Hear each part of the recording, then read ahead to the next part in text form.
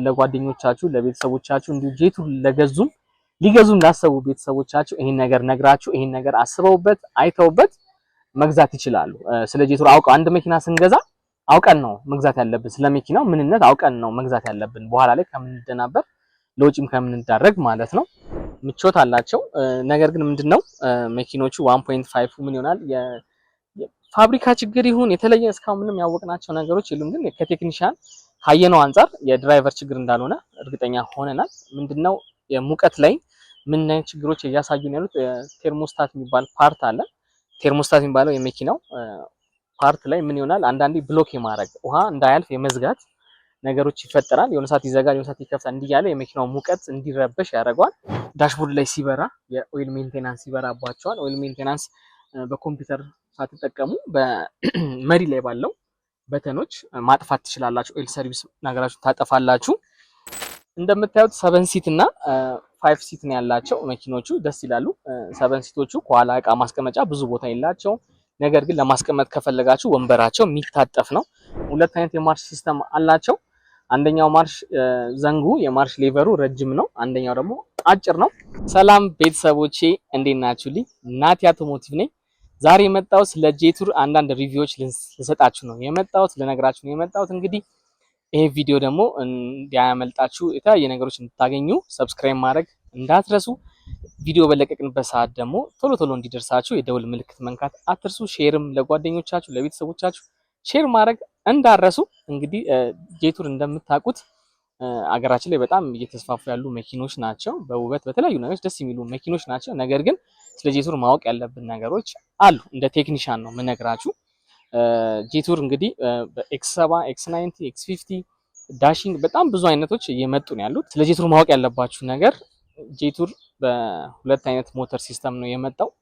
በኤክስ 1.5 ሲሲ እና 1.6 ሲሲ ነው የመጡት የሞተር ሁኔታቸው። እንግዲህ በምንገዛበት በምናይበት ሰዓት 1.6 መኪኖቹ ያው ፊል ኮንሰፕሽን ላይ ትንሽ ከፍ ይላሉ ከ1.5 ሲሲያቸው ከፍ ስለሚል ማለት ነው።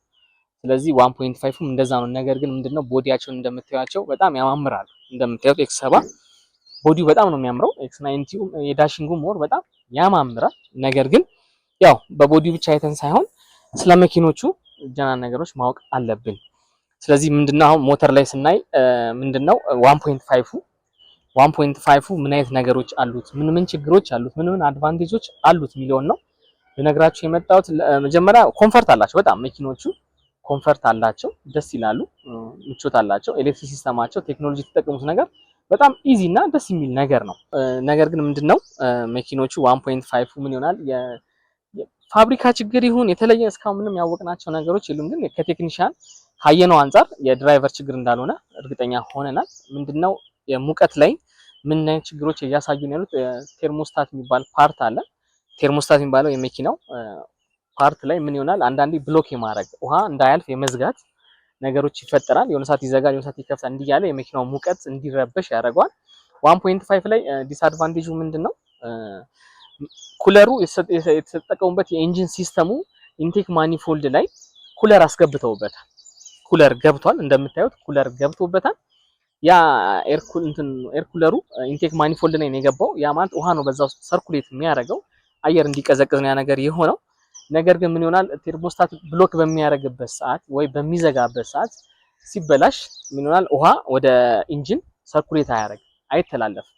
ስለማይተላለፍ ምን ይሆናል ውሃው የሚቀለው ኤር ኩለሩ ምንድነው በጣም ፊንሶቹ ልክ እንደ ራዲያተር በጣም ስሶች ናቸው። ስለዚህ ሆስ ከማፈንዳት የበለጠ እነዛን ፊንሶች የመቅደድ የመበጠስ የማፈንዳት ሂደት ነው የሚሄድ ይቀለዋል። ስለዚህ ያ ሲፈነዳ ደግሞ ምን ይሆናል ውሃ ወደ ውስጡ ይገባል፣ ወደ ኢንቴክ ማኒፎልድ ይገባል። 1.5 ሲሲዎች ነው የምነግራችሁና ወደ ሞተር ክፍል ወደ ኢንቴክ ማኒፎልድ ገባ ማለት ወደ ሞተር ይገባል። እናንተ ውሃ ጎደለ ብላችሁ ውሃ ይጎላል፣ ስለዚህ ጎደለ ብላችሁ ፍሳሽ ሳታዩ ዝም ብላችሁ ስትጨምሩ ቀስ በቀስ እያለ ወደ ኢንቴክ ማኒፎልድ ይሞላል። ከዛ በኋላ ወዴት ይገባል? ወደ ሞተር ይገባል። በቫልቭ በኩል ወደ ሞተር ይገባል፣ ፒስተን ላይ ይገባል። ከዛ ሞተር ስታክስ ከማድረግ ይደርሳል ማለት ነው። ይሄ ዲስአድቫንቴጃቸው ነው የ1.5። ስለዚህ ምንድነው ሁሌ ውሃችሁን መኪናችሁን እየከፈታችሁ ከሆነ ጧት ውሃ ኩላንታችሁን ማየት አለባችሁ። ያን ባያችሁ ቁጥር የመኪናውን ደህንነት እየጠበቃችሁለት ትሄዳላችሁ ማለት ነው። እዚህ ጋር ነው ትንሽ ቅሬታ ያለኝ ሲሰሩት ምንድነው 1.5ን ኤር ኩለሩን ከኢንቴክ ማኒፎልድ ጋር ማገናኘታቸው ለኔ ከአድቫንቴጁ የበለጠ ዲስአድቫንቴጁ ነው ከፍ ያለብኝ። ስለዚህ ጥንቃቄ እንድታደርጉ ነው።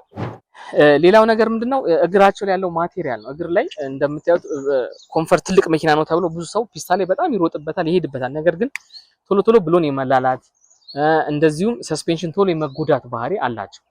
ያ ስላለ ጥንቃቄ ያስፈልጋቸዋል፣ መጠንቀቅ አለባችሁ። ፒስታ መንገድ ኮብልስቶን ስትሄዱ እንዲሁ ክፍለ ሀገር ስትነዱ በጣም መሮጥ የለባችሁም። ስፒዳችሁን ጠብቃችሁ በስሎ ሞሽን ነው መሄድ ያለባችሁ። ምክንያቱም በተጎዳ ቁጥር የምታወጡት ወጪ ከፍተኛ፣ ሰስፔንሽን ላይ የምታወጡት ወጪ በጣም ከፍተኛ ስለሆነ ጥንቃቄ ይፈልጋል። ያው ሞተር ላይ እንደነገርኳችሁ መኪኖቹ ሲሰሩ 1.5ዎቹ አልሙኒየም ታይፕ አይደሉ። ከታች ብሎካቸው ካስት ናቸው። 1.6 ደግሞ አልሙኒየም ነው። ስለዚህ ያ ዲፈረንስ አላቸው። ያም ራሱ አንድ ለውጣቸው ነው። ጥንቃቄ የውሃ ሲስተም ላይ ጥንቃቄ ያስፈልጋል። የ1.6ሱ ደግሞ ምን መሰላችሁ ኢንቴክ ማኒፎልዱ ከኩለር ጋር አልተገናኘም፣ ለብቻው ነው ያለው። ያ አድቫንቴጁ ነው የመኪናው። ምን ይሆናል እሱ ላይ ውሃ እንትን ቢልባችሁ ወደ ኮዳ ወደ መፍሰስ ወደ ኋላ የመፍሰስ ባህሪ ወይም ጌጅ የመነሳት ባህሪ ነው የሚያሳያችሁ፣ ወይ ቼክ ኢንጂን የመብራት ባህሪ ያሳያችኋል። 1.5 ላይ ጌጅ አይነሳባችሁ። ሙቀት ሲሞቅ ያ ሁሉ ችግር ሲበላሽባችሁ ሙቀት አይነሳም። ግዴታ ማየት ነው ያለባችሁ ባይናችሁ ማለት ነው። 1.6 ላይ ግን ጌጅ የመነሳት ባህሪና ኮዳ ላይ ውሃ የማፍሰስ ወደ ኋላ ባክ አድርጎ የማፍሰስ ሁኔታ ስለሚኖር ወደ ሞተር ከመሄዱ የበለጠ ራዲያተሩ ላይ ወይም ሪዘርቨሩ ላይ ውሃ የመፍሰስና ዘይት የመምጣት ባህሪ ያሳያችኋል ቀድሞ ማለት ነው። ስለዚህ ይሄ አድቫንቴጁ ነው ከ1.5 የበለጠ ማለት ነው። ያው እሱ ምንድነው 1.6ሱ ምንድነው ፊውል ኮንሰፕሽኑ ትንሽ ወሰድ ይላል። ሌላው ፓርታቸው አንድ አይነት ነው፣ ተመሳሳይ ነው። እግር ላይ ያላቸው ችግሮች አንድ አይነት ነው፣ ሌላ ችግር የለባቸውም። እሱን እንግዲህ ላሳውቃችሁ ብዬ ነው የመጣሁት። መኪኖች ላይ ጥንቃቄ በጣም ይፈልጋሉ። ብዙ ቪዲዮዎችን ቲክቶክ ፔጃችን ላይ አጫጭር ስለሆነ ዛሬ ለቀንላችኋል፣ እዛም ገብታችሁ ማየት ትችላላችሁ። ስለ ሞተሩ የነገርኳችሁ ይሄንን ይመስላል። ኢንጂናቸው ትንሽ እቃቸው ሙድ ስለሆነ ጥንቃቄ ይፈልጋል። ስለዚህ ምንድነው ማድረግ ያለባችሁ ነገር በጥንቃቄ መንዳት ነው። አዲስ ነው መኪናው ብላችሁ ዝም ብላችሁ መንዳት ሳይሆን በጥንቃቄ ማየት አለባችሁ። ሌላው ደግሞ ሰርቪስ ኦን ታይም መደረግ አለበት። ሰርቪስ አዲስ መኪና ተብሎ ዝም ብሎ አይነዳም። በየ5000 ሰርቪስ መደረግ አለበት። ሰርቪስ ሲደረግ ደግሞ 10000 ኪሎ ሜትር ከሄደ በኋላ ሰርቪስ መደረግ ያለበት ካንዴላው፣ ትሮትሉ መጠረግ አለባቸው። ካንዴላው አጀስት ተጠርጎ ምናምን መገጠም አለበት። ትሮትል ቦዲ ደግሞ መታጠብ አለበት። ያለበዛ ኢንቴክ ማኒፎልድ ላይ ኢንጂን ሲስተማቸው እንደነገርኳችሁ በጣም ላይት ነው ሲሰሩት፣ በጣም ቶሎ የሚጎዳ አይነት ነውና እንክብካቤ ይፈልጋል፣ ጥንቃቄ ይፈልጋል። ስለዚህ እነዚህ ነገሮችን ሰርቪስ ካደረጋችሁ መኪናው እጃችሁ ላይ በጣም ይቆያል፣ እድሜው ረጅም ሊሆን ይችላል። ያለበዛ ግን ቶሎ ትጎዱና ሞተር በአጭር ጊዜ ውስጥ 5 ዓመት ባልሞላ ጊዜ ውስጥ ሞተር ልታድሱ ትችላላችሁ። ሌላው ደግሞ ምንድነው ስለ ውስጥ ያሉት አካላቸው ናቸው። አንዳንድ ታይፖች ደስ የሚሉ ነገሮች አሉት። በተለይ ኤክሰባ ላይ እና 90 ላይ መሪ ላይ የተለያዩ ነገሮች አሉ። የሙዚቃ መቆጣጠሪያ፣ የዳሽቦርድ ላይ ሲበራ የኦይል ሜንቴናንስ ይበራባቸዋል። ኦይል ሜንቴናንስ በኮምፒውተር ሳትጠቀሙ በመሪ ላይ ባለው በተኖች ማጥፋት ትችላላችሁ። ኦይል ሰርቪስ ነገራችሁ ታጠፋላችሁ። ሰንሩፍ አላቸው፣ ሰንሩፋቸው መጠቀም ትችላላችሁ። እዛ ላይ ባለው በተን ያን ተጠቀማላችሁ። የወንበር ሲት አቀማመጣቸው ለመንዳት በጣም የሚመች ሁኔታ ላይ ነው ያለውና ለመንዳት ጥሩ ቦታ ላይ ነው ያለው። እንደፈለጋችሁ አድርጋችሁ ለማንኛውም ሰው ለአጭርም ለረጅምም ሰው ለወፍራምም ለቀጭንም ሰው ይሆናሉ። በደንብ ምቾት አላቸው። እሱ ነገራቸው በጣም ደስ ይላል። መወድላቸው ፓርት ነው። እንደምታዩት ደግሞ የኋላ ኮፈናቸው ላይ በበተን ነው የሚሰሩት። በቁልፋችሁ መክፈት ትችላላችሁ። እንደምታዩት 7 ሲት እና 5 ሲት ነው ያላቸው መኪኖቹ። ደስ ይላሉ። 7 ሲቶቹ ከኋላ እቃ ማስቀመጫ ብዙ ቦታ የላቸውም። ነገር ግን ለማስቀመጥ ከፈለጋችሁ ወንበራቸው የሚታጠፍ ነው፣ ይታጠፋል፣ ታጥፎ ይቀመጣል። ያኔ ቦታ ማግኘት ትችላላችሁ። ሌላው 5 ሲቱ ላይ ደግሞ የኋላ ማስቀመጫ ሰፊ ቦታ አላችሁ፣ እሱ መጠቀም ትችላላችሁ። መኪኖቹ በዚህ ሁኔታ ከተጠቀማችሁ በኋላ በር በቀላሉ እዚህ ከኋላ በምታዩት የመኪና ምስል ላይ እሷን በምንነካበት ሰዓት እራሱ እንደዚህ እንደምታዩት ሎክ ያደርጋል ማለት ነው። በእጃችሁ መሳብ ወይም መግፋት አይጠበቅባችሁ ማለት ነው። ይሄ ደስ የሚል ፓርታቸው ነው። ይሄ ፓርታቸው አንደኛው ነው። ሌላው ፓርት ደግሞ ደስ የሚለው ፓርት ምንድነው? በር ሲስተማቸው ላይ ያለው ነገር ከኢንጂን ጋር ከጊርቦክስ ጋር የተገናኘ ነው። ኢንጂን አስነስታችሁ ማርሽ አስገብታችሁ በራችሁ ክፍት ሆኖ መኪናው አይሄድላችሁም፣ እሺ አይልም። ግዴታ በር መዝጋት አለባችሁ። በር ሲዘጋ ነው መኪናውን ድራይቭ ማድረግ መንዳት የምትችሉት ማለት ነው። ያ አንደኛው ደስ የሚል ፓርታቸው ነው። ቆንጆ ፓርታቸው ነው። ሌላው ፓርታቸው ደግሞ ጊር ቦክስ ወይም የካምቢዮ ሲስተማቸው ነው። ሁለት አይነት የማርሽ ሲስተም አላቸው። አንደኛው ማርሽ ዘንጉ የማርሽ ሌቨሩ ረጅም ነው። አንደኛው ደግሞ አጭር ነው። ይሄ ልዩነታቸው ምንድነው? የማርሽ ውበታቸው ሲስተም ነው። ሌላው ጊር ቦክስ ልዩነታቸው ምንድነው? ባለ ዌት ታይፕ እና ድራይ ታይፕ ይባላል ጊር ቦክስ ሲስተማቸው። ያ ማለት በምንግባባበት ቋንቋ ደግሞ ምንድነው? ፍሪሶን ሸራ ያለውና የሌለው ማለት ነው። ነገር ግን የሌለው የሚባለው ምንድነው?